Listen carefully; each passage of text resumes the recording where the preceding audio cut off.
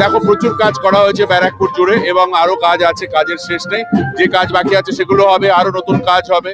মানুষের পাশে ছিলাম, মানুষের পাশে থাকবো।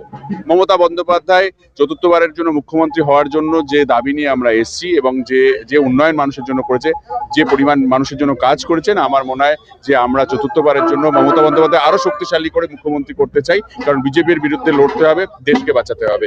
গ্যাসের দাম কমাতে হবে, পেট্রোলের দাম, ডিজেলের দাম কমাতে হবে, মানুষের জিনিসের দাম কমাতে হবে। মানুষের নাভিশ্বাস উঠে গেছে। মনে হয় যে এটা রাজনীতির ময়দান। এখানে মানুষই আসল মানুষ, যাকে মনে করবে তাকেই ভোট দেবে। কাজের নিরিখে লড়াই হবে, কাজের নিরিখে। মুখে আমি কত বড় কথা বলতে পারি, কত বাজে কথা বলতে পারি তার নিরিখে নয়। এখানে উন্নয়নের নিরিখে মানুষ কথা বলবে। উন্নয়ন, যে পরিষেবা, যে উন্নয়ন ব্যারাকপুর জুড়ে হয়েছে, পশ্চিম বাংলা জুড়ে হয়েছে, মমতা বন্দ্যোপাধ্যায় করেছে। অতএব সেই নিরিখে আমরা করব, মানে আমরা মানুষের কাছে যাব, মানুষের থেকে ভোট চাইবো।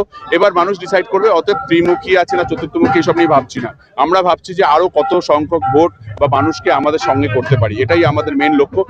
বিরোধী বা এরা থাকবেই, এরা কত ভোট পাচ্ছে বা এরা কি বলছে সেটা দিয়ে আমরা কনসেন্ট্রেট করছি না। পরিবর্তন, মানুষকে আরো বেশি প্রবলেমের মধ্যে ফেলে দেওয়া পরিবর্তন। কি পরিবর্তন? মানুষকে এই দেশ, সারা ভারতবর্ষে কি পরিবর্তন হয়েছে? আগে সারা দেশের পরিবর্তন বলুক, আমার মনে হয়, তারপরে বাংলার পরিবর্তন করুক। বাংলার পরিবর্তন যদি করতে হয়, বাংলায় যদি ভালো কিছু আরো করতে হয়, তার জন্য মমতা বন্দ্যোপাধ্যায় রয়েছে, আর কাউকে দরকার নেই।